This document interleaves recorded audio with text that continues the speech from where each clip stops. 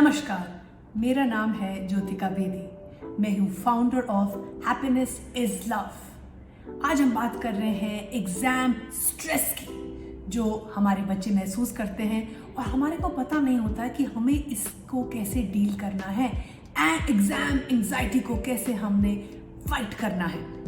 हर student की ज़िंदगी में एग्ज़ाम का महत्व काफ़ी ज़्यादा होता है, चाहे वो स्कूल के एग्ज़ाम्स हों या वो कॉलेज के एग्ज़ाम हों। परीक्षा लेने का लक्ष्य ये होता है कि साल भर हम जो भी पढ़ते हैं उसे हमने क्या समझा है और हम उससे आगे क्या सीख लेंगे। हालांकि हमारा जो एजुकेशन सिस्टम है और मार्क्स पाने की जो रेस है वो अपने आप में ही एक डिबेटेबल टॉपिक है।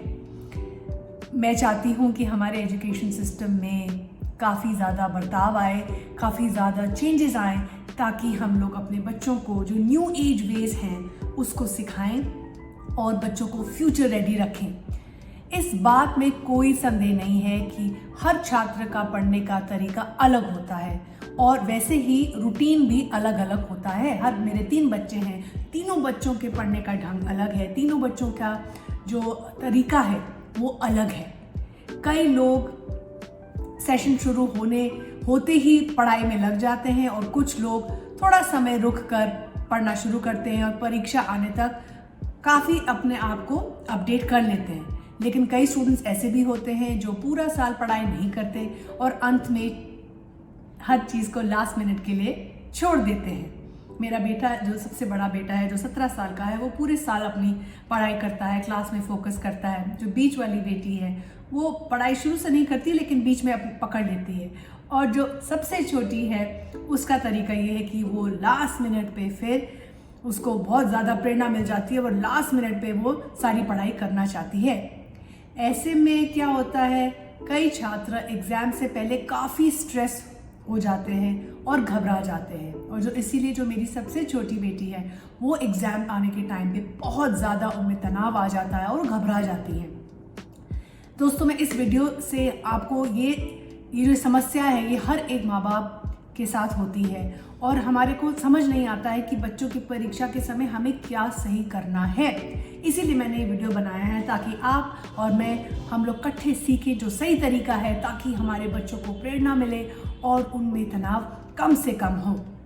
स्ट्रेस को पैदा करने वाले कुछ स्ट्रेसर्स होते हैं, तो सबसे पहले इन स्ट्रेसर्स को हम जान लेते हैं। तैयारी में कमी, सबसे पहला है लैक ऑफ प्रिपरेशन। अगर मेरी तैयारी में कुछ कमी है तो मुझे तनाव होगा। सबसे पहले हम इस बात को समझें कि कई बार बच्चे पढ़ाई को हल्के से ले लेते हैं और उनका ध्यान ज़्यादातर खेल कूद में, जैसे मेरी सबसे छोटी वाली बेटी है, वो पढ़ाई में उसका ध्यान थोड़ा कम हो जाता है। साल भर उसका खेलने कूदने में ज़्यादा ध्यान रहता है और वो पढ़ाई में उतना ज़्यादा ध्यान नहीं दे पाती है।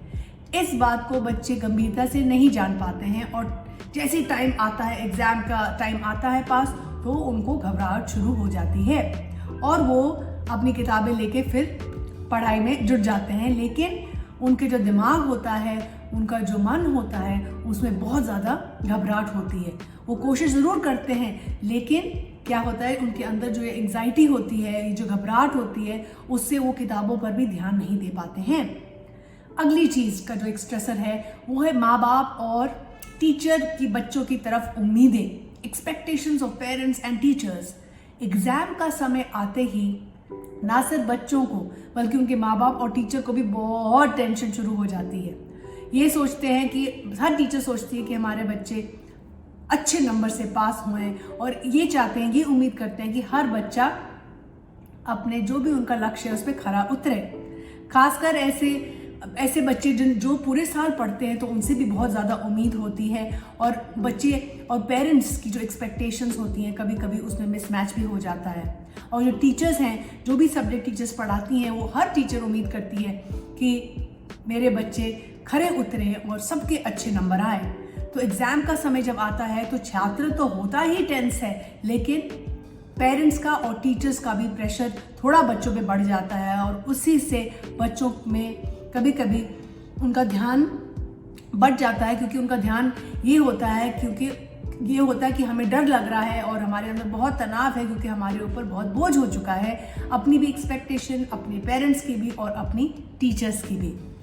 तीसरा, छात्रों की आशाएं, अपनी एक्सपेक्टेशंस से भी हमारे को तनाव पैदा होता है। जो मेरा बेटा है 17 साल का, जो पूरे साल पढ़ाई करता है, लेकिन उसको बहुत ज़्यादा तनाव और चिंता इसलिए हो जाती है क्योंकि उसकी अपने ऊपर एक एक्सपेक्टेशन है। वो ये चाहता है कि वो खरा उतरे और वो अपने जो भी जितने भी उसका लक्ष्य है, कि जो भी उसका गोल है कि उसको 90 आए या 95% आए, वो अपने ऊपर कभी कभी कुछ ज़्यादा ही प्रेशर डाल देता है और वो खुद से ऐसा होता है कि वो कहता है कि मुझे ऐसे लगता है कि मैं दूसरों से बेहतर नहीं कर पाऊंगा और मेरे अंदर तनाव हो रहा है, मैं क्वेश्चन पेपर शायद भूल जाऊंगा और बहुत मुश्किल हो रही है मेरे को ध्यान देने में, मेरे अंदर बहुत टेंशन पैदा हो रही है, क्योंकि वो उसके दिमाग में बस यही एक्सपेक्टेशन है कि मैं जो भी मेरा लक्ष्य है उस पर खरा उतरूं और मेरे को अच्छे से अच्छे नंबर आएँ। ये भी एक स्ट्रेसर है जो बच्चे अपने ऊपर लेते हैं। और मेरे 17 साल के बेटे के साथ मेरा एक ही चैलेंज होता है कि वो पूरे साल पढ़ाई करते हैं, बहुत मेहनत करते हैं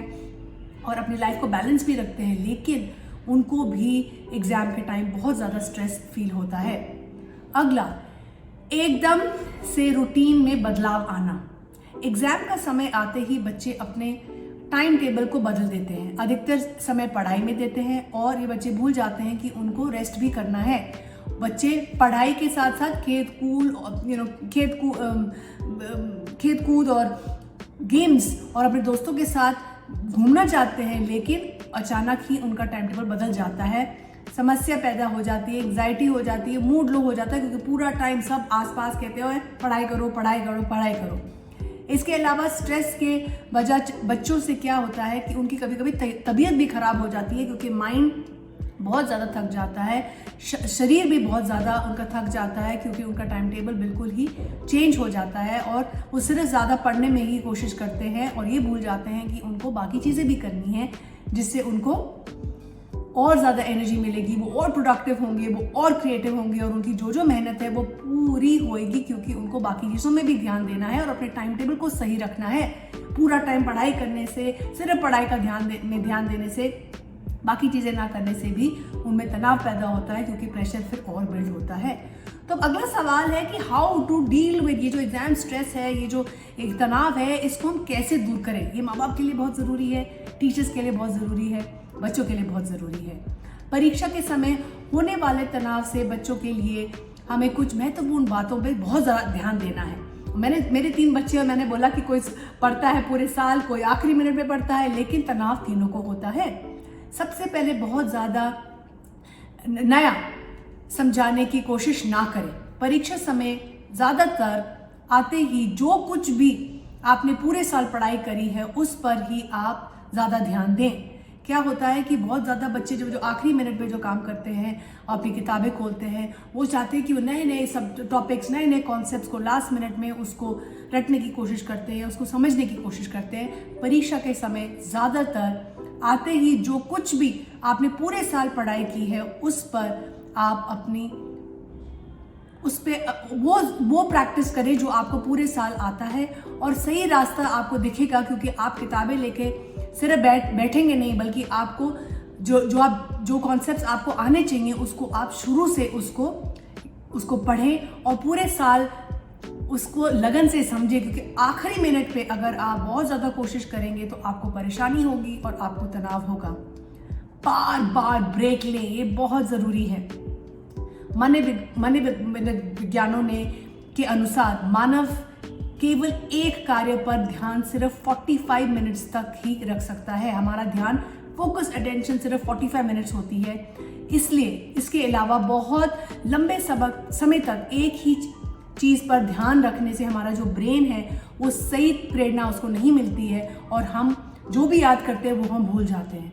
इसलिए बहुत ज़रूरी है, मैं भी अपने जो वीडियोस बनाती हूँ, जो काम करती हूँ, 45 मिनट्स के बाद एक कंपल्सरी ब्रेक लेती हूँ ताकि जो भी मैंने समझा है या जो भी मैंने पढ़ा है उसको मैं ध्यान से समझूँ और एक छोटी सी ब्रेक लूँ ताकि मेरे माइंड को भी रेस्ट मिले और मेरा माइंड रीवायर हो जाए ताकि जो भी मैंने समझा है वो अच्छी तरह मेरी मेमोरी में स्टोर हो जाए।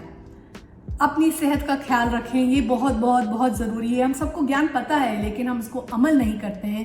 एग्ज़ाम के समय सबसे ज़रूरी है अपने भोजन का ध्यान रखना, संतुलन भोजन लेना, शरीर को ठीक रखना और सबसे ज़रूरी है नींद को पूरा करना।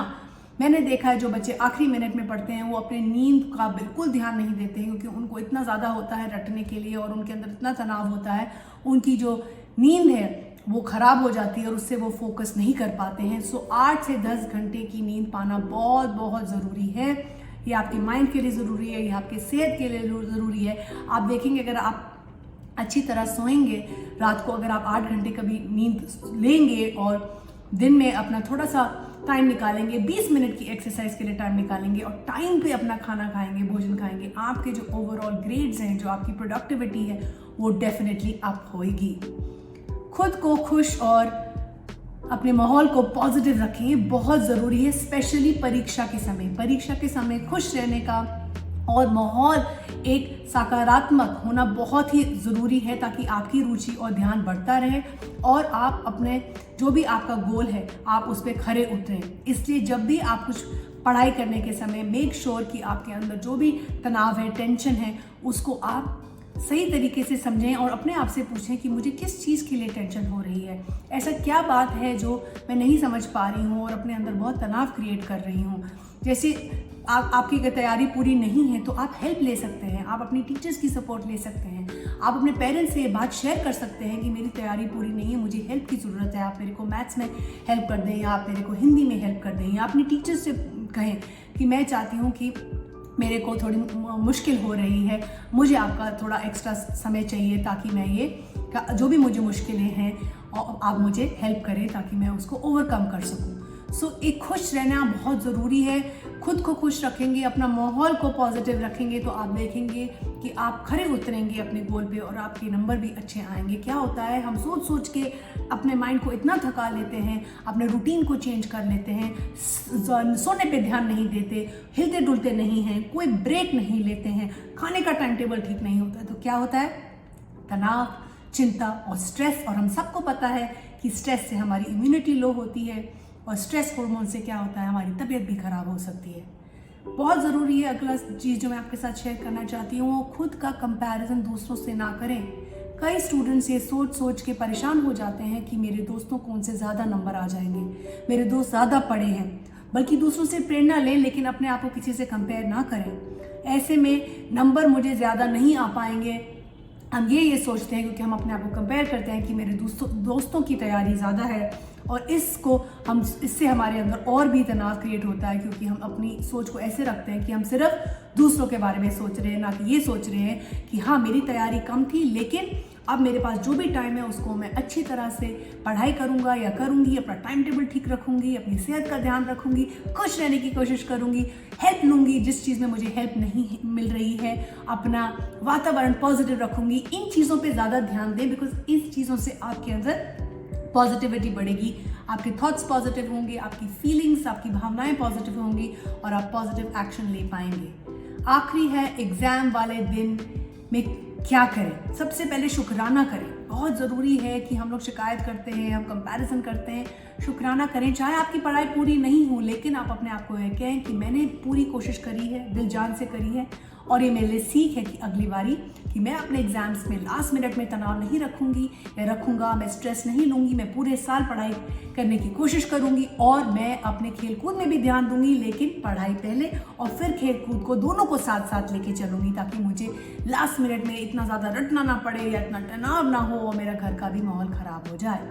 एग्ज़ाम के साथ एक सीख मिलती है, एक हमारे को अपॉर्चुनिटी मिलती है कि हम अपने और गोल्स सेट करें और एक टेंशन फ्री और एक पॉजिटिव माइंड से अपने जो भी हमारे एग्ज़ाम्स हैं, स्पेशली 10वीं के और 12वीं के एग्ज़ाम्स के लिए बच्चे बहुत टेंशन लेते हैं। बहुत ज़रूरी है कि अपने मन की शांति के लिए और खुशी के लिए जो जो चीज़ें मैंने आपको बताई हैं उसको अगर आप फॉलो करेंगे तो आप देखेंगे कि परीक्षा के समय आपका मन शांत होगा, आप में तनाव नहीं होगा, आपकी फैमिली भी ज़्यादा टेंशन में नहीं होगी, बल्कि आप मोटिवेटेड फील करेंगे, आपके अंदर प्रेरणा होगी क्योंकि आपको पता होगा कि आपको जो भी घबराहट हो रही है उससे आपको कैसे डील करना है। तो जो मैंने अपने बच्चों को सिखाया वो मैं आपको सिखाना चाहती हूँ। जो 17 साल का बच्चा है, उसके 12th के बोर्ड्स हैं, जब उसका माइंड ये कहता है हमारा माइंड एंग्शियस होता है, तनाव तब होता है जब हम फ्यूचर की सोचते हैं। व्हाट इफ़, क्या होगा मम्मी अगर मेरे अच्छे नंबर नहीं आए, क्या होगा मम्मी अगर मेरे को अच्छा कॉलेज नहीं मिला। मैं उसको बस एक ही चीज़ समझाती हूँ कि ये जो आपका माइंड कह रहा है, आपका नेगेटिव माइंड आपको सोच रहा है कि व्हाट इफ़, जो नेगेटिव चीज़ें सोच रहा है कि मेरे नंबर अच्छे नहीं आएंगे, व्हाट इफ़ मेरा क्या होगा अगर मेरे को कॉलेज की एडमिशन नहीं मिलेगी। आप अपने आप को ये समझाएं कि उल्टा सोचें कि ऐसा भी हो सकता है, व्हाट इफ़ अगर, क्या ये भी हो सकता है कि मेरे अच्छे नंबर आए, ये भी हो सकता है कि मेरे को अच्छे कॉलेज में एडमिशन मिले, और भले ही मेरे नंबर बहुत अच्छे ना आए पर मैंने पूरी मेहनत करी, भले मुझे अपना ड्रीम कॉलेज ना मिले पर मेरे को अच्छा कॉलेज मिलेगा। तो ये सोच बहुत ज़रूरी है। Change the way we see the situation. Instead of thinking हम ये सोचते हैं क्या होगा अगर, और हम घबरा जाते हैं क्योंकि हम नेगेटिव सोचते हैं। बल्कि अगर आप अपने आप को ये सोचें कि अगर वो भी, अगर ये हो सकता है कि कोई चीज़ नेगेटिव हो, अगर मैं ये सोच रहा हूँ तो ये भी, भले कोई चीज़ नेगेटिव हो, आई विल बी फाइन, मैं सेफ हूँ, I am okay, I am protected, so what if all goes well. ये सोचना कि कोई चीज़ अच्छी नहीं होगी, ये सोचे कि what if it all goes well. जब मेरा बेटा कहता है कि what if I will fail mumma, तो मैं उसको बोलती हूँ आप ये सोचें कि व्हाट इफ यू पास। और अगर आप ये सोचते हैं, कभी कभी हमारे बच्चे करते हैं, हम भी करते हैं कि I am a bad person, अपने आप को ये ना कहें I am a bad person, बल्कि आप अपने आप को ये कह सकते हैं कि हाँ मेरा बिहेवियर बैड था but I am not a bad person. तो ये सोच बहुत ज़रूरी है कि अपने नेगेटिव थॉट्स को आप चैलेंज करें, ताकि जो स्ट्रेस और एंजाइटी, जो तनाव आपके अंदर है, उससे आप पॉजिटिव वे में बात करें। क्या होगा अगर, क्या होगा अगर, हम ये सोच के बहुत ज़्यादा टेंशन क्रिएट करते हैं।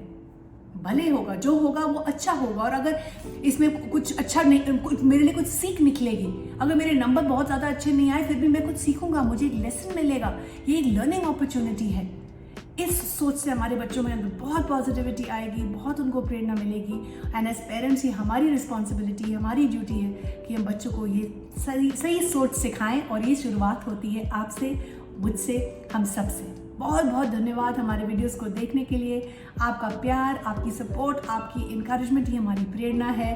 Keep smiling, keep shining, keep inspiring.